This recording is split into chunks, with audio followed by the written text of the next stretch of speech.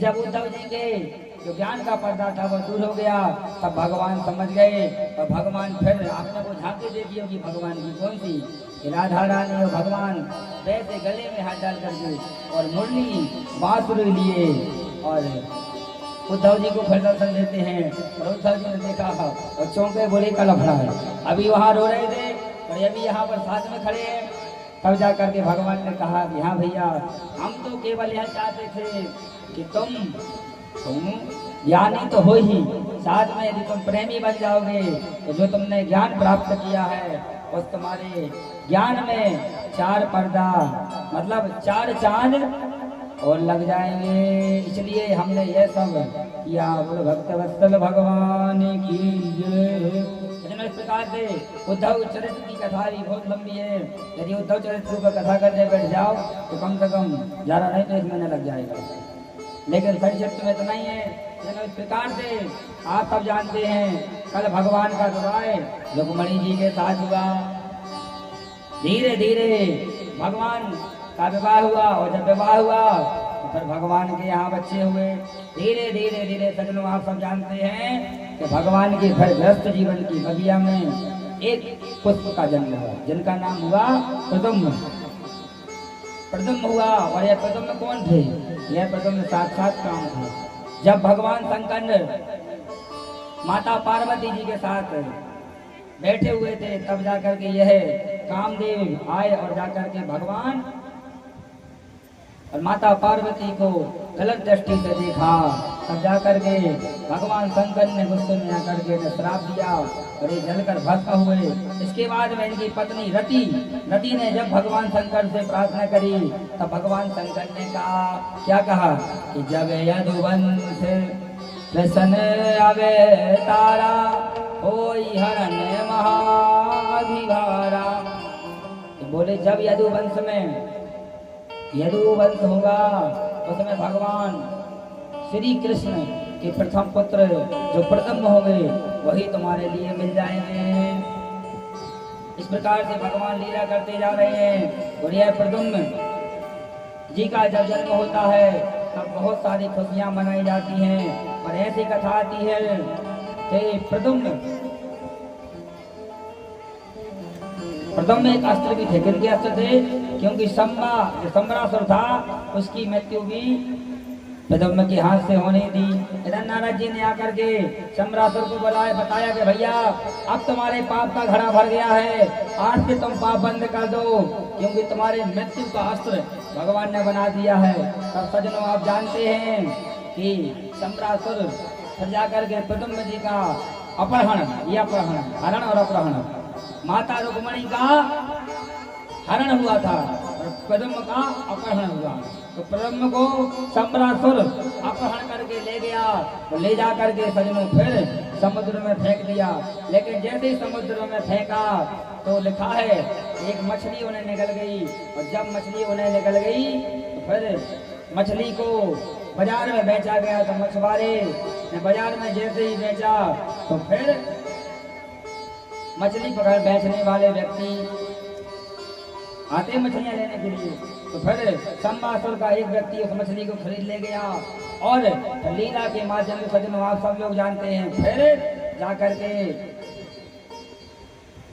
प्रद्युम्न जी ने सम्रासुर का उद्धार किया।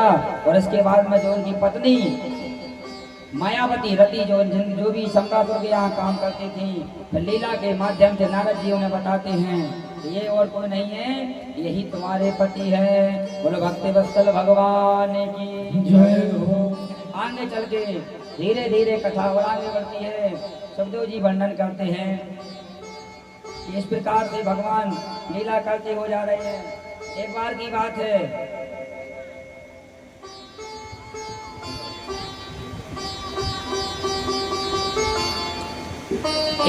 बात है कि भगवान के राज दरबार चल रहा था कि उसी समय क्या हुआ, वहां पर एक राजा है जिनका नाम का क्या नाम था? राजा सत्राजित। राजा सत्राजित 2 भाई थे, एक का नाम था सत्राजित और एक का नाम था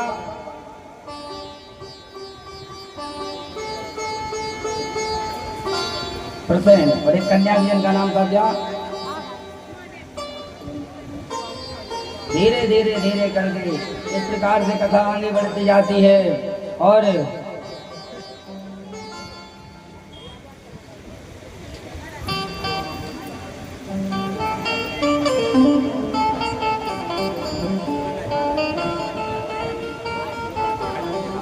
जी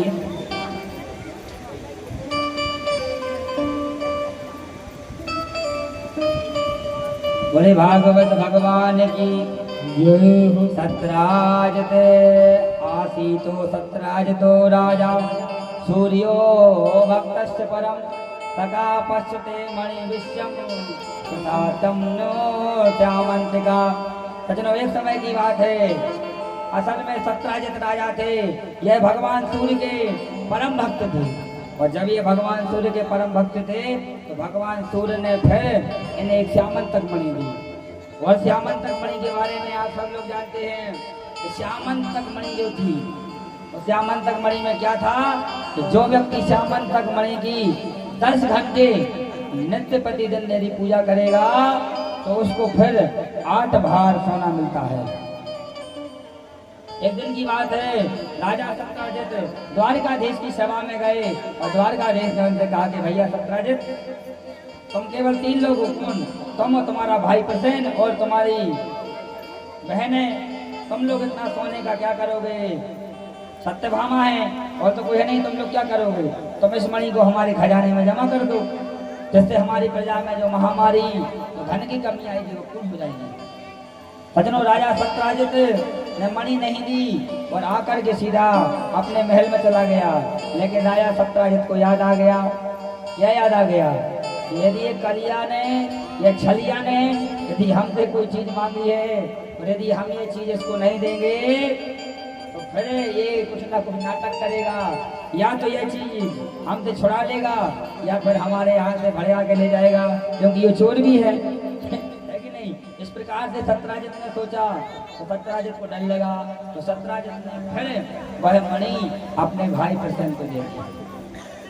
एक दिन की बात है कि प्रसेन उस मणि को पहन करके जंगल में शिकार करने के लिए चले गए और शिकार करते करते करते प्रसेन को एक शेर ने मार दिया। और जब शेर ने मार दिया तो शेर फिर उस मणि को ले गया, और जब शेर मणि ले गया तो शेर को देखा तो शेर को किसने फिर रीछ ने जामवंत जी ने मार दिया। जामवंत जी फिर वह मणि ले गए और ले जाकर के अपनी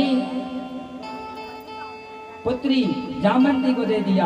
तो जब जामवंती को दे दिया, जैसे ही राजा सत्राजित को पता चला कि बताओ हमारा भैया मर गया है और अब हम समझ गए हैं कि मेरे भाई को निश्चित ही उसे छलिया ने मारा है, क्योंकि उसने हमसे मणि मांगी थी और हमने मणि दी नहीं। तो सारे द्वारिकापुरी में और सारे देश में हल्ला पीट दिया कि बताओ उस छलिया ने मणि के चक्कर में हमारे भाई को मार दिया। भगवान को झूठा आरोप लग गया चोरी करने का, क्योंकि भगवान ने एक दिन चौथ के चंद्रमा को देख लिया था। ऐसी हमारे शास्त्रों में कहावत है कि जो रात्रि में चौथ का चंद्रमा देखता है उसके लिए कुछ ना कुछ झूठा आरोप लगता है। तब जाकर के सजनों भगवान को लगा बताओ, एक तो हमने इसको मारा नहीं, झूठा आरोप क्यों लगा? तब भगवान स्वयं गए बहुत सारे सैनिकों को लेकर के और खोज करी। जब खोज करी तो देखा कि जहाँ प्रसेन का सब पड़ा था वहां पर एक शेर के पद चिन्ह बने थे। शेर के पद चिन्ह को देखते देखते देखते सजनों आगे बढ़े और आगे बढ़कर दे गए तो वहां पर एक रीछ यानी के जामवंत जी के पद चिन्ह थे। उस पद चिन्ह को देखते देखते देखते एक गुफा तक पहुंच गए और जैसे ही गुफा तक पहुंचे सैनिकों से कहा भैया मैं गुफा में जा रहा हूँ, तुम लोग यहीं रुको। धीरे धीरे धीरे धीरे जाकर आप सब लोगों ने कथा को सुना है। भगवान अंदर जाते हैं और अंदर जाकर के देखते हैं कि जो जामवंती जी थी वो मणि से खेल रही थी, लेकिन उनको पता नहीं था कि मणि से क्या होता है। वो खिलौना समझ कर खेल रही थी, लेकिन भगवान की पाँव की पैजनिया को आवाज सुन करके जामवंत जी समझ गए कि कोई आया है। तब जामवंत जी सीधे गए और जाकर के भगवान से युद्ध करने लगे। युद्ध करते करते करते कम से कम ऐसा बताया गया 27 दिन तक युद्ध चला। और 27 दिन तक जब युद्ध चला, जामवंत जी की नस ढीली हो गई। जब वो समझ गया कि बताओ अभी तक नहीं हारे, तब उनने आंख बंद करके देखा। जैसे ही आंख बंद करके देखा तो हाथ में धनुष मान लिए, साक्षात भगवान राम खड़े हैं। तब वो समझ गए कि ये तो हमारे प्रभु हैं। कहा प्रभु तुमने पहले बता दिया होता तो अभी तक तो ऐसा कुछ होता नहीं। बोले क्या है? बोले अब ऐसा क्यों? यही बता दो। क्योंकि जब भगवान राम ने रावण को मारा था और जब रावण मर गया तो फिर रावण के मरने के बाद में जामवंत जी ने भगवान राम से कहा तो प्रभु अब आपने रावण को तो मार ही दिया है, हम तो युद्ध करने वाला वो हमके बलशाली को युद्ध में था ही नहीं, रावण था, रावण को आपने मार दिया है। अब हम चाहते हैं तो जो हाथ अपने और हमारे हो जाए। भगवान ने कहा तुम कैसी बात करते हो, हमारा जन्म यहाँ मर्यादा पुरुषोत्तम के रूप में हुआ है, पर ये तो गलत है कि ये मर्यादा के विपरीत है कि भक्त और भगवान युद्ध कर रहे हैं, ऐसा नहीं हो सकता। एक संत एक कारण और बताते थे तो बोले जामवंत जी ने और राम जी ने युद्ध इसलिए नहीं किया क्योंकि भरत जी ने प्रतिज्ञा की थी कि भगवान यदि लौट कर जल्दी नहीं आएंगे तो फिर मैं अपने प्राणों की बलि दे दूंगा। इसलिए भगवान ने कहा कि अभी समय ठीक नहीं है, कृष्ण जन्म में जब मेरा अवतार होगा तब तुम्हारी यह इच्छा हम निश्चित ही पूरी करेंगे। इसलिए सजनों जामवंत जी और भगवान श्री कृष्ण का युद्ध हुआ। बोलो भक्तवत्सल भगवान की। आगे चल करके उन्होंने बताया कि प्रभु आपका आगमन क्यों हुआ। बोले भैया ऐसी ऐसी बात है। तब जा करके सजनों कहते कि मैंने जो ये आपकी जो बेटी मणि ली है, इस मणि की वजह से मुझे चोरी करने का झूठा कलंक लगा है, इसलिए आप ये मुझे मणि दे दो।